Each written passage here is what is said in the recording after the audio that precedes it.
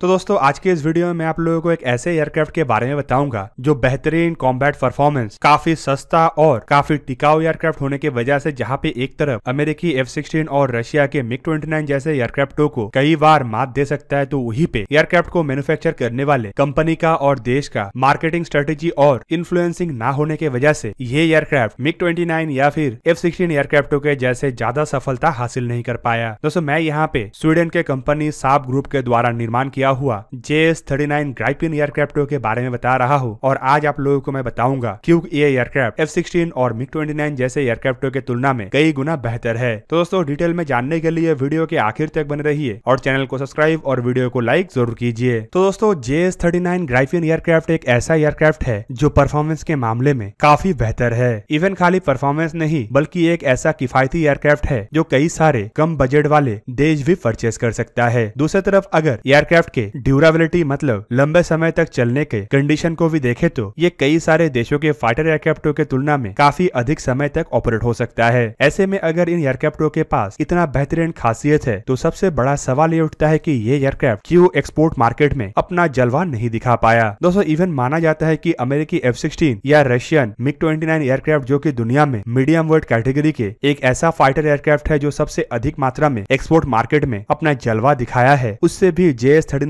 Gripen काफी गुना बेहतर है। पर दोस्तों खाली एयरक्राफ्टों के बेहतर होना ही आवश्यक नहीं है बल्कि एयरक्राफ्टों को मैन्युफैक्चर करने वाले कंपनी और देश का इन्फ्लुएंसिंग होना भी आवश्यक है। इंटरनेशनल मार्केट में उसी देश का प्रोडक्ट चलता है जो बेहतरीन मार्केटिंग करता है या फिर अन्य देशों के ऊपर अपना प्रभाव को ज्यादा रखता है। स्वीडन इस मामले में अमेरिका या रशिया से काफी पीछे है और इसी वजह से ये बेहतरीन एयरक्राफ्ट अभी तक मार्केट में इतना ज्यादा जलवा नहीं दिखा पाया। दोस्तों स्वीडन हथियारों के मार्केट में इतना ज्यादा इन्फ्लुएंस इसीलिए नहीं बना पाया क्योंकि इस क्षेत्र में जो देश एक बार अपना पकड़ को बना लेता है वो अपना पकड़ को इतना आसानी से कमजोर नहीं करता या उससे इसे छीनना इतना आसान नहीं। जब भी किसी देश को कोई भी फाइटर एयरक्राफ्ट या अन्य हथियारों का टेंडर मिलता है तो खाली ये टेंडर कंपनी को मजबूत नहीं करता या फिर आर्थिक फायदा नहीं देता बल्कि एक तरीके से कंपनी को खरीदार देश के अंदर अपना प्रभाव को भी विस्तार करने का मौका देता है। खास करके उस समय जब खरीदा गया हथियार को लंबे समय तक मेंटेनेंस का आवश्यकता होता है और इससे भविष्य के डील को भी सिक्योर करना काफी आसान हो जाता है। दोस्तों द्वितीय विश्व युद्ध के बाद दुनिया में जहाँ पे सुपर पावर के रूप में अमेरिका और सोवियत यूनियन था तो वहीं पे इन दोनों देशों के अपने ताकत के ही कारण ये देश हथियारों के मार्केट में अपने इन्फ्लुएंस को इतना मजबूत कर लिया है कि कोई भी देश जब नए हथियारों को खरीदने के तरफ आगे बढ़ता है तो उनके सामने आइदर अमेरिका या फिर सोवियत यूनियन जैसे देशों का ही ऑप्शन रहता है। हाल फिलहाल में चाइना भी इस मार्केट में अपना कदम जमाया है जबकि फ्रांस और ब्रिटेन भी इस मार्केट में अपना बड़ा शेयर रखता है। पर दोस्तों इन्हीं पांचों देशों को ही अगर देखा जाए तो ये यूनाइटेड नेशन के एक परमानेंट मेंबर भी है और इस वजह से कई सारे देशों के अंदर ये अपना डिप्लोमेटिक प्रभाव भी रखता है। इससे बाहर कोई भी देश चाहे कितना भी बेहतरीन हथियारों को निर्माण कर ले वो इतना बेहतरीन तरीके से इन्फ्लुएंस पैदा करके इन हथियारों को बेच नहीं सकता। दोस्तों इंटरनेशनल मार्केट में मीडियम या लाइट कैटेगरी के फाइटर एयरक्राफ्टों को अगर देखा जाए तो आपको पता चलेगा कि अमेरिका के F-16 और रशिया के MiG-29 एयरक्राफ्ट मार्केट में सबसे सक्सेसफुल मीडियम या फिर लाइट कैटेगरी के फाइटर एयरक्राफ्टों में शामिल है। पर इन दोनों एयरक्राफ्टों को ही स्वीडन के द्वारा निर्माण किया हुआ JS-39 एयरक्राफ्ट आसानी से पछाड़ सकता है। इवन अगर JS-39 जैसे एयरक्राफ्टों को किसी आधुनिक जमाने के फाइटर एयरक्राफ्टों के साथ कंपेयर किया जाए तो इसका मुकाबला रशिया के सुखोई 35 या फिर फ्रांस के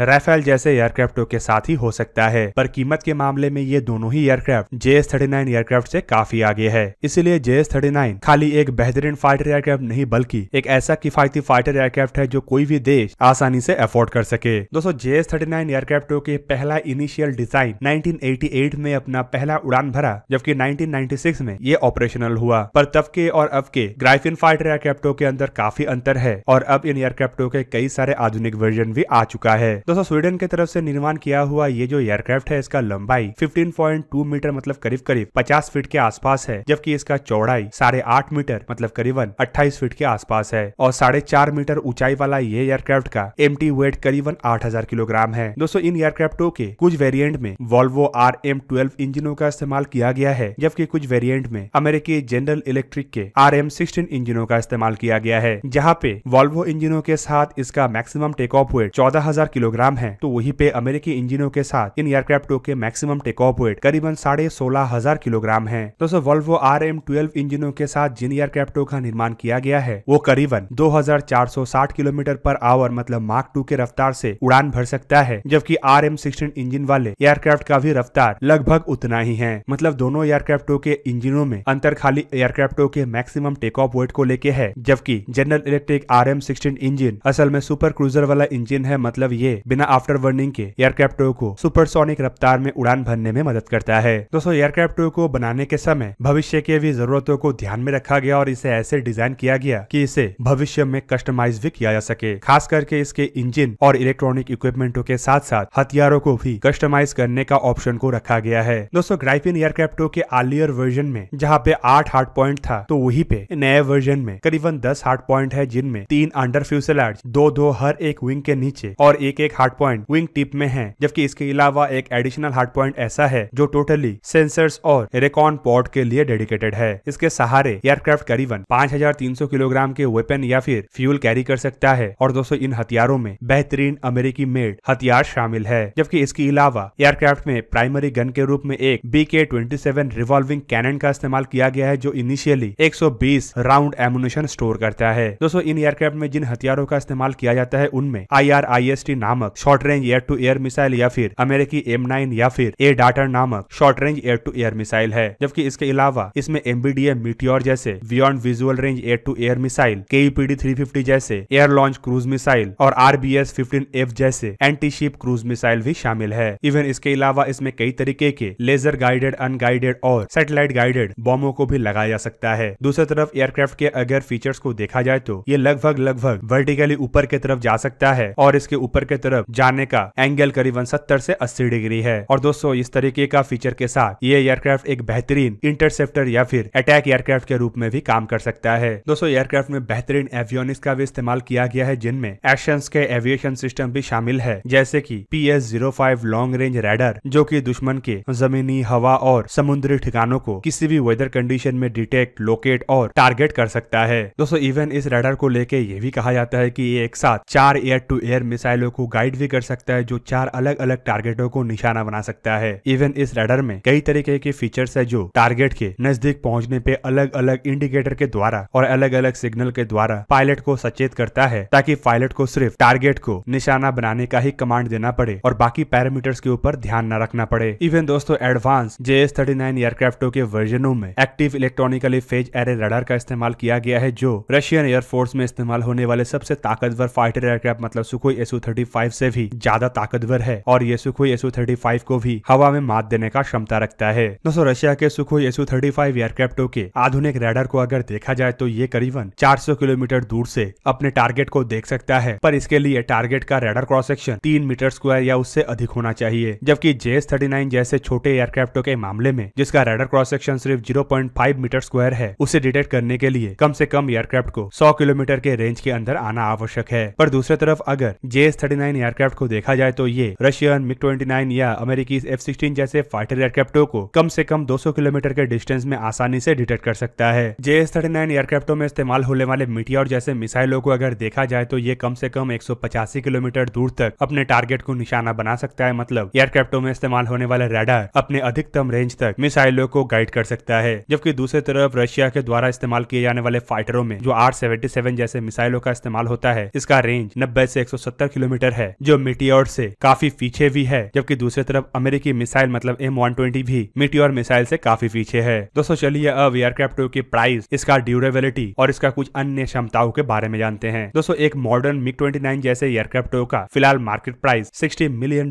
के आसपास है, जबकि वहीं पे F-16 जैसे फाइटर एयरक्राफ्टों का कीमत करीबन $80 मिलियन है, जबकि JS-39 जैसे एयरक्राफ्टों का कीमत करीब $70 मिलियन है। मतलब ये MiG-29 से थोड़ा अधिक कीमत का एयरक्राफ्ट है, लेकिन F-16 से कम कीमत वाला एयरक्राफ्ट है, जबकि MiG-29 इन एयरक्राफ्टों के तुलना में काफी अधिक पुराना है। पर अगर एयरक्राफ्टों के सर्विस लाइफ को देखा जाए तो आपको पता चलेगा कि एक JS-39 एयरक्राफ्ट के फ्यूसेलाज का लाइफ करीबन 10,000 फ्लाइट आवर है, जबकि F-16 जैसे एयरक्राफ्टों के फ्यूसेलाज के यही लाइफ करीबन 8,000 फ्लाइट आवर है, जबकि MiG-29 का लाइफ करीबन 4,000 फ्लाइट आवर है। मतलब इन दोनों एयरक्राफ्टों के तुलना में JS-39 काफी अधिक समय तक इस्तेमाल हो सकता है और इसी वजह से $70 मिलियन इसके लिए काफी किफायती है। इवन दोस्तों खाली इतना नहीं, बल्कि JS-39 एयरक्राफ्ट के अगर ऑपरेशनल कॉस्ट को देखा जाए तो आपको पता चलेगा कि 1 घंटा फ्लाई करने के लिए करीबन $4,700 खर्चा करता है, जबकि MiG-29 जैसे एयरक्राफ्ट 1 घंटा फ्लाइट के लिए कम से कम $16,000 और F-16 F-16 जैसे फाइटर एयरक्राफ्ट कम से कम $20,000 तक खर्चा करता है। मतलब एक F-16 एयरक्राफ्ट के 1 घंटा फ्लाई के खर्चे में JS-39 एयरक्राफ्ट कम से कम 4 घंटा और MiG-29 एयरक्राफ्ट के 1 घंटे फ्लाइट के खर्चे में JS-39 कम से कम 3 घंटा तक फ्लाई कर सकेगा। पर दोस्तों अगर एयरक्राफ्टों के एक्सपोर्ट मार्केट का सक्सेस को देखा जाए तो आपको पता चलेगा कि अब तक अमेरिका के द्वारा करीबन 5,000 F-16 एयरक्राफ्टों को करीबन 24 देशों में बेचा गया है, जबकि रशिया ने भी करीबन 1600 एयरक्राफ्ट 26 देशों में बेच चुका है। जबकि इसके इतर स्वीडन ने अब तक ऐसा करीबन 271 एयरक्राफ्टों को ही मैन्युफैक्चर किया है, जिसे 8 देशों के द्वारा ऑपरेट किया जाता है। तो दोस्तों ये था आज का वीडियो। अगर आपको वीडियो अच्छा लगा तो उसे लाइक कीजिए और मेरे चैनल को सब्सक्राइब कीजिए और साथ में बना हुआ बेल आइकन को भी प्रेस कर दीजिए ताकि आप मेरा वीडियो देख पाए सबसे पहले। जय हिंद।